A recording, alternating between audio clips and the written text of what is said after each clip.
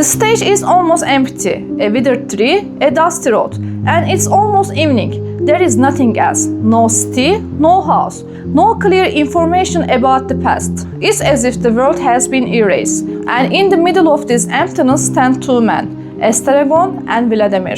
Beckett deliberately writes them as ordinary, not like heroes, because they are actually everyone. Estragon is sitting on the ground, fiddling with his shoe, trying to take it off.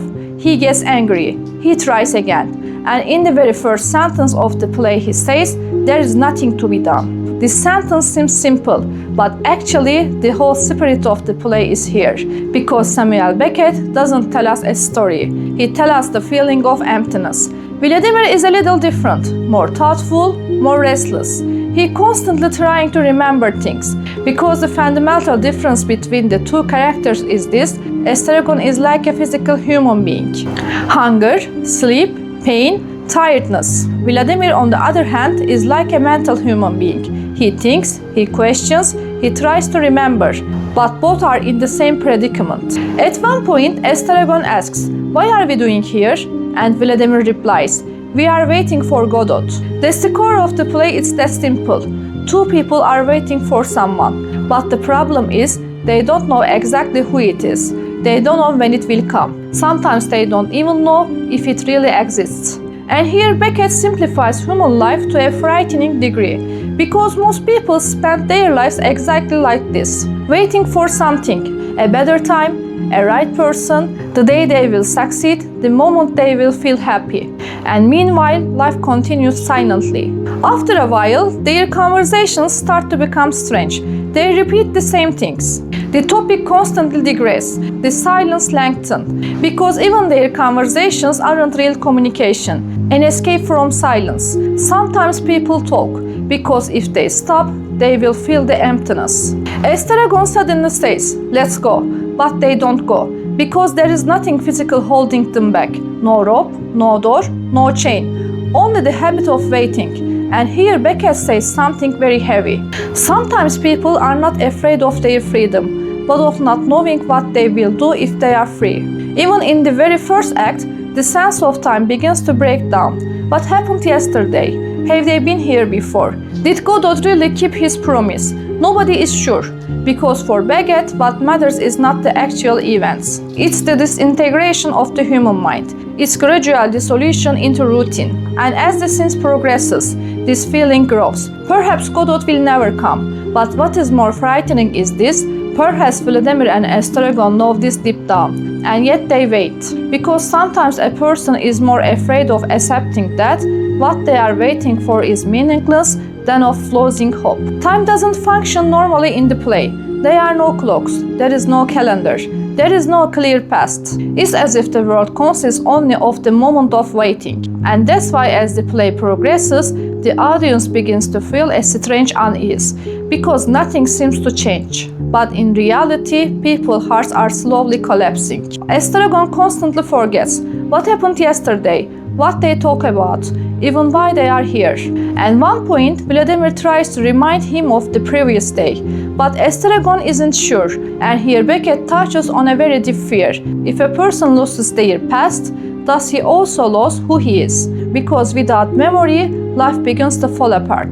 But the interesting thing is, forgetting something seems to protect Estragon, because he doesn't think, he just gets through the day. He gets hungry, he sleeps, he complains, he waits.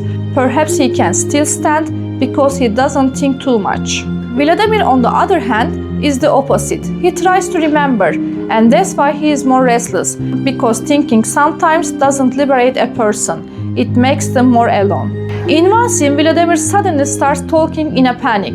"We must go something, otherwise we will start thinking." This sentence is very important, because according to Beckett, one of man's greatest fears is this, being alone with one's own mind.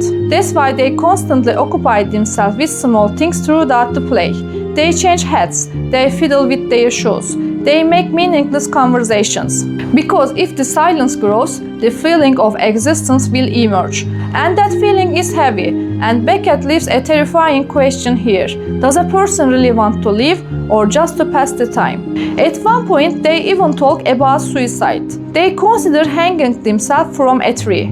But they can't even do that completely, because Beckett's characters are not people who make decisions. They are people who are direct alone. And here the darkest side of the play emerges. Vladimir and Estragon actually know they are unhappy, but they don't try to change, because sometimes a person gets used to pain. Even after a while, pain starts to feel safe because it feels familiar. Then some sounds come from afar, and the two characters are afraid, because nothing has happened for a long time. Even Momon has begun to feel unsettling. And a little later, two new people enter the scene, Pozzo and Lucky, and the game now begins to move towards an even darker place. Pozzo is in front, a whip in his hand, talkative, commanding, someone who seems self-assured. Lucky is behind him, a rope around his neck, bent over, as if he were not a person, but a burden being carried. At first glance, there is a very clear order, master and slave. But Beckett doesn't leave anything so simple here, because Pozzo's power is seemingly strong, but there is unease within him. He constantly talks about himself. He constantly tries to control, as if he is afraid of silence. And sometimes people are most afraid of that they will realize who they are when they are alone. Vladimir and Estragon are surprised as they watch them, because for the first time in a long time they have seen movement. But even this movement doesn't bring peace, because what comes is not meaning, a disordered display of power. Pozzo speaks as if introducing himself, but actually his words are not communication. It's a monologue. It's an attempt to assert his existence, because according to Beckett, some people only feel that they exist by speaking. And then Lucky appears. He is silent for a long time. He doesn't look. He doesn't react. But Pozzo controls him. The rope is a boundary. It's a bond. It's the sign of ownership. Vladimir can't stand it any longer and asks, "Who is he?" Pozzo replies, "He is my slave." But even this answer isn't entirely accurate, because Beckett doesn't just describe slavery here. He describes addiction.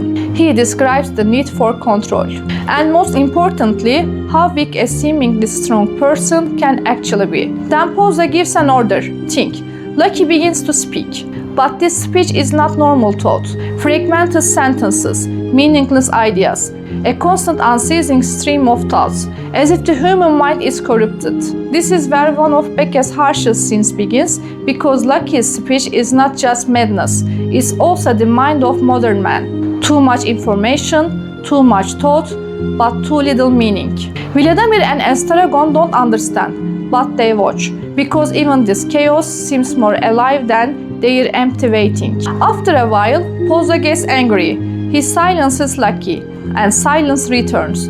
But the silence is different now, because there is no longer just emptiness. There is a sense of broken order, because Beckett has shown this. A person can be changed not only physically, but also mentally. As Pozzo lives, he becomes somewhat unbalanced. His strength falters. For a moment, he loses control. And this is very important, because Beckett showed this. What we think of as power is often only a temporary balance. And the two groups are left alone again. But this is no longer the same loneliness as before, because another possibility has entered the scene. A master-slave relationship, a power game, a movement. But nothing has been resolved. It's just become more complicated. Evening falls, the sky darkens, and the tree looks even more bare. Vladimir and Estragon are alone again. But this loneliness is no longer ordinary, because the day has changed, but nothing has changed. Vladimir keeps asking the same question. Godot will come, won't he? Estragon is not sure, because he doesn't remember, because Beckett even shatters memory here. Facts are not fixed, only the feeling of waiting is fixed. And then a child comes, silent, shy, speaks in the name of Godot, and the same sentence is repeated. Godot will not come today, but he will definitely come tomorrow. This sentence starts everything again, because hope is thrown forward once more. But he never comes to this day. Vladimir asks questions. Why doesn't he come? Why is he doing? Why he remember us? But there is no answers, because Beckett doesn't want to answer. He magnifies the question itself. After the child leaves, there is silence, a real silence. And in the silence, Vladimir pauses for a moment. Then he turns to Estragon. Should we leave here? Estragon replies, let's go. But they don't move. Here Beckett's most naked truth is revealed. People often know what they should do, but still don't do it, because waiting is more familiar than moving. And the scene ends, but actually it doesn't end, because in Beckett's world, there is no ending. There is only repetition. The next day, the same road, the same tree, the same waiting, because according to Beckett, human life often doesn't progress. It repeats, and in the end, the question remains, is Godot really a person, God, hope, death, the meaning of life? Beckett doesn't spatially answer, because perhaps what matters isn't who Godot is. The real issue is, why does a person live waiting for things that will never come? And perhaps that's why waiting for Godot is still one of the most disturbing works in the world. If this video stayed with you somewhere, if even a single sentence made you stop and think, if it made you feel that you are not alone. To keep these kinds of videos coming, liking the video, leaving your thoughts in the comments, and sharing it is enough for us to continue this journey together. If you don't want to miss these moments of confrontation, subscribe, because this place is for those who can't run away from themselves. If you are here, it means we are asking the same questions. You can also follow me on my social media accounts. Take very good care of yourself. See you.